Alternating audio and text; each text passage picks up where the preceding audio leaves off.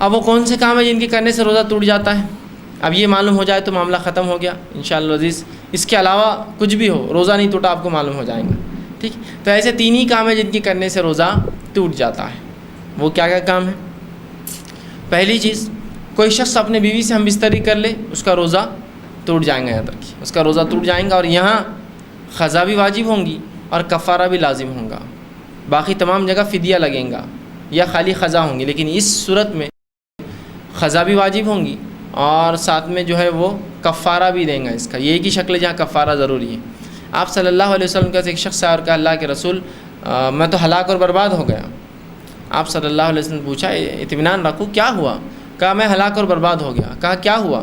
تو کہا میں نے روزے کی حالت میں اپنی بیوی سے ہم بستری کر لی. تو اب اللہ کے رسول نے کہا ٹھیک ہے کوئی بات نہیں، اگر یہ غلطی تم سے ہو گئی تو کوئی مسئلہ نہیں، اب تم ایک کام کرو، ایک غلام آزاد کر دو. تو کہا اللہ کے رسول میں غلام کیسے آزاد کر سکتا ہوں؟ میں تو جو ہے بہت ایک غریب آدمی ہوں، میں غلام نہیں آزاد کر سکتا ہوں غربت کی وجہ سے. تو آپ صلی اللہ علیہ وسلم نے کہا اچھا غلام نہیں آزاد کر سکتے ہو تو پھر 60 دن کے روزے رکھو پیدر پہ ایک کے بعد ایک.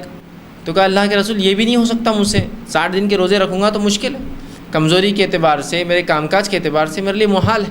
وہ غریب انسان تھے کہ میں 60 دن کے روزے رکھوں. تو آپ صلی اللہ علیہ وسلم نے کہا کہ اچھا پھر 60 مسکینوں کو کھانا کھلاؤ.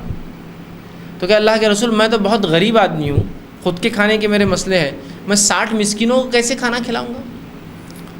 تو کہا جو کچھ پھر تمہارے پاس ہو صدقہ کرو کچھ کھانے کا. تو کہا کچھ بھی نہیں. تو کہا بیٹھ جاؤ. پھر اب وہ بیٹھا رہا. ایک شخص آیا اور اللہ کے رسول سے کہا اللہ کے رسول یہ کھجور مجھے صدقہ کرنا ہے. تو کہا یہ اچھی بات ہے. آپ نے کہا وہ شخص کہاں ہے جو ابھی بیٹھا تھا جس کے پاس کچھ بھی نہیں تھا کفارے میں دینے کے لیے؟ تو کہا کہ اللہ کے رسول فلاں وہ آیا. کہا اللہ کے رسول میں آیا ہوں. کہا کہ اب یہ کھجور لے کر جو ہے اپنے علاقے کے سب سے غریب لوگوں میں تقسیم کر دو، یہی تمہارا کفارہ، مطلب جو طاقت ہے وہ خرچ کر دو پھر آخر میں.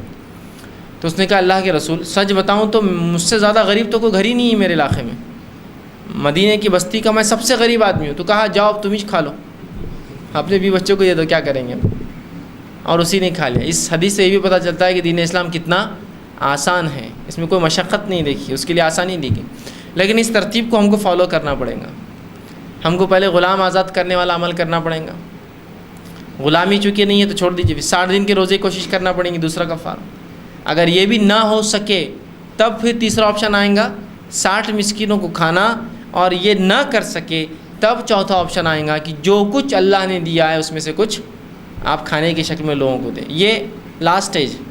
ٹھیک، ترتیب میں ہی آنا پڑے گا. غلام آزاد کرنا، 2 مہینے کے روزے رکھنا، 60 مسکینوں کھانا کھلانا.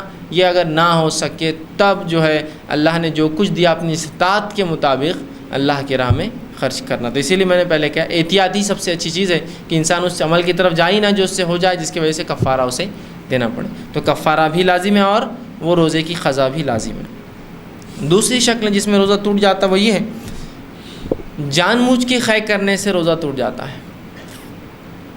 خود بخود خے آنے سے روزہ نہیں ٹوٹتا. یہ بات یاد رکھیے. جان بوجھ کے آپ نے انگلی ڈال کے خے کی تو روزہ ٹوٹ گیا.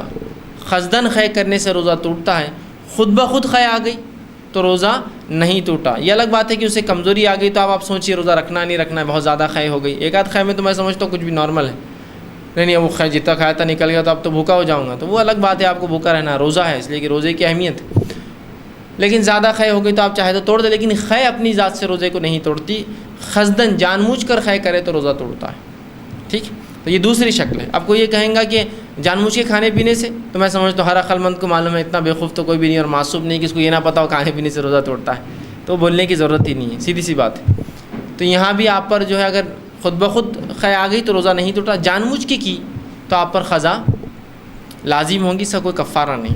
ٹھیک، اسی طرح تیسرا کوئی شخص حیض اور نفاس کے، کوئی خاتون کو حیض اور نفاس آ جائے تو بھی اس کا روزہ ٹوٹ جاتا ہے. بس یہ 3 ہی شکلیں ہیں روزے کی ٹوٹنے کی.